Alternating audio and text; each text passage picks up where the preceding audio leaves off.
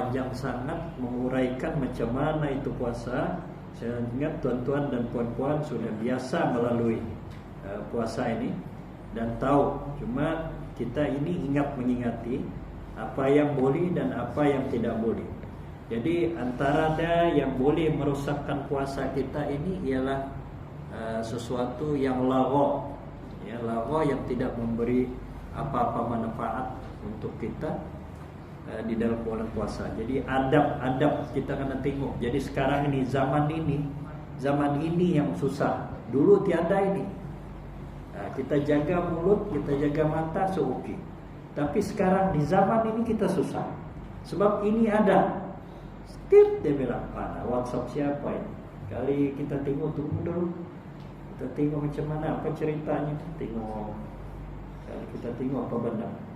Ya. Berarti itu jangan bersoro.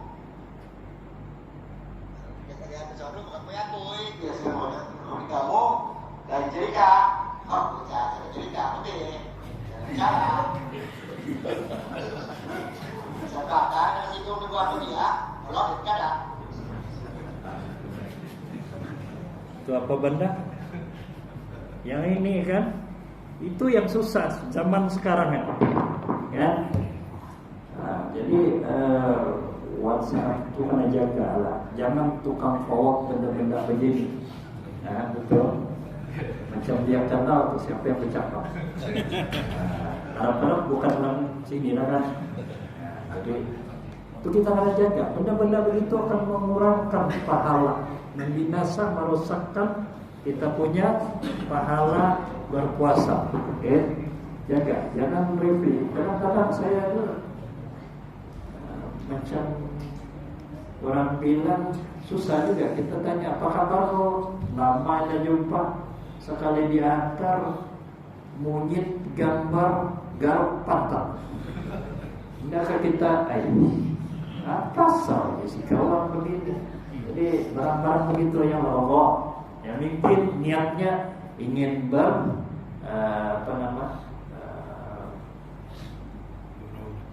bergurau.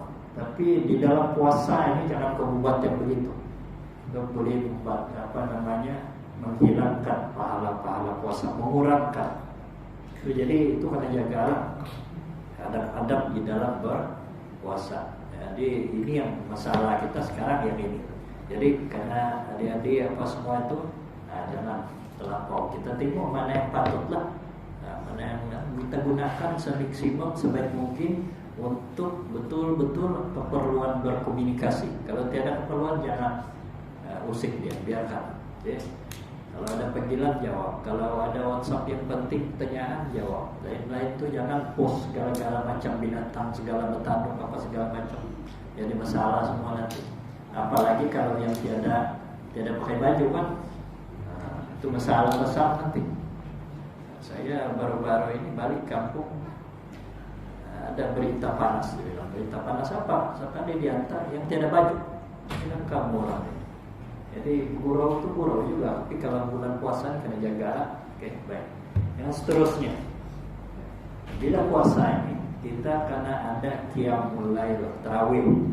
Di tarawih ini kita biasa tahu kan. Nah di sini berapa rakaat tarawih? 8 ke 20?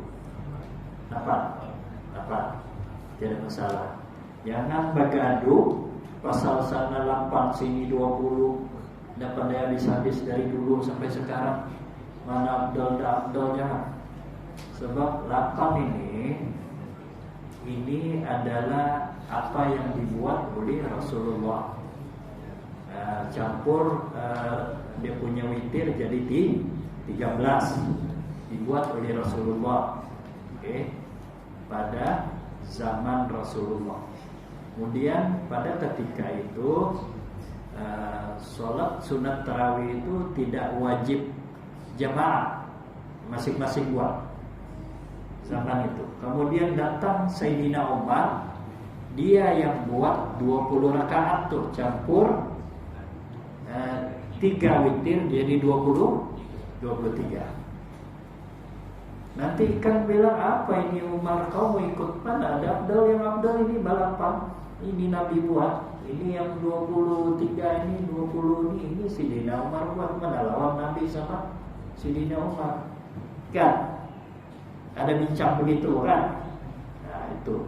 Jadi begini ceritanya. Jangan bertelaga. Pasal bab 8 atau 13 tarawih itu dengan bab 23 tarawih. Jangan bertelaga pasal Nabi buat ini 8, yang ini Sidina Umar yang buat. Ya, kita kena paham itu hadis betul-betul. Sunnahnya itu. Nabi buat 8, kata Usamah bin Zaid. Ini Usamah bin Zaid ini anak angkat Nabi. Dia boleh dikatakan PI Nabi. Usamah bin Zaid, dia punya bapak Zaid bin Harisa. Zaid bin Harisa itu juga anak angkat Nabi.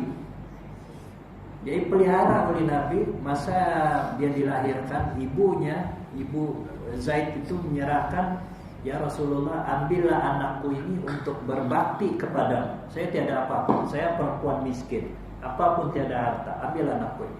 Dia pelihara, dia asuh-asuh sampai orang Madinah itu kata Zaid bin Muhammad. Sebab dia tahu ini anak angkat Muhammad, yang Nabi Muhammad dipelihara dari kecil. Sampai turun ayat menegur. Tak boleh sebut Zaid bin Muhammad. Tak boleh dibinkan anak angkat kepada bapa angkat. Ini asal hukum. Kenapa diharam membinkan anak angkat kepada bapa angkat. Ayat Al-Quran, wa ma Muhammadun illa rasul, wa ma Muhammadun aba'an li ahadin minkum. Dia kata, bukan Nabi Muhammad itu rasul ataupun bapa kepada mana-mana orang di Madinah ini, laki-laki anak angkat, bukan bapa kepada Zaid. Dia itu ialah rasul. Suti. Kemudian Usamah bin Zaid itu juga anak kepada Zaid, itu dijadikan juga sebab anak angkat oleh Rasulullah. Dari bapa kepada anak, meninggal bapa, anak angkat lagi sambung sebagai anak angkat. Usamah meriwayatkan itu hadis yang ditanyakan dia pasal 8 rakaat tarawih Nabi itu, macam mana sifat dia. Dia buat Nabi, dia kata, saya tengok Nabi Muhammad tu sedang sembahyang qiyamul lail tarawih. Saya pergi ikut. Rakaat pertama habis dia baca Fatihah, dia baca Alif Lam Mim surah Al-Baqarah. Habis satu juzuk, saya ingat dia kata dia rukuk sudah. Dia sambung lagi, saya pulus subhan. Belum lagi rukuk, dia rakaat pertama. Kemudian dia sambung sampai juzuk kedua habis, disambungnya lagi juzuk ketiga. Dikata mungkin juzuk keempat habis, juzuk ketiga ini bakal dia rukuk. Sampai juzuk ketiga habis, disambungnya lagi juzuk keempat, belum lagi rukuk. Habis masuk dia surah Al-Imran. Dikata sama, ini aku dah boleh ikut. Pasal sampai berapa surah dia belum lagi rakaat pertama rukuk. Kita qul wala balik-balik 8 rakaat, maksudnya orang dan kan. Jadi tuan-tuan dan puan-puan, dia bukan soal berapa rakaat, tapi sifat solatnya itu macam mana. Nabi buat tuh daripada awal lepas isya tuh dia solat beberapa rakaat, dia rehat. Tarawih itu sebab bisa dinyatakan salat tarawih itu sembahyang ada rehatnya. Rawaha rehat. Ada rehat-rehatnya. Bis 4 rakaat dia berhenti sekejap, dia rehatkan, dia luruskan kakinya, dia minum air, dia makan kurma sebiji, dia minum, kemudian dia sambung lagi. Sambung sampai pukul 3 pagi. Nah, kita buat tarawih begitu. Ampun saya, kali saya ingat satu malam tiada yang berani pergi. Okay. Cuma ada satu masjid di Jawa Timur, dia buat tarawih 8 jam. Ada di Indonesia, Jawa Timur. Tapi yang buat 8 menit, 8 pun ada juga. Ada sampai 8 menit habis tarawih 8 rakaat. Ada juga di Jawa Timur juga. Ya, macam yang kamu tengok dalam video itu kan. Ada. Itu ada. Jadi di Indonesia ini macam-macam ada. Nah, jangan main-main. Daripada ulamanya sampai kepada yang terbalik daripada ulama. Ya, itu ada. Dia boleh sholat 1 rakaat 8 saat saja. Nah, macam mana kau bayangkan? Siap 8 rakaat tu 13 dengan witir 8 menit saja. Ya. Tapi jangan kira ada yang di sana satu masjid dia buat 8 jam.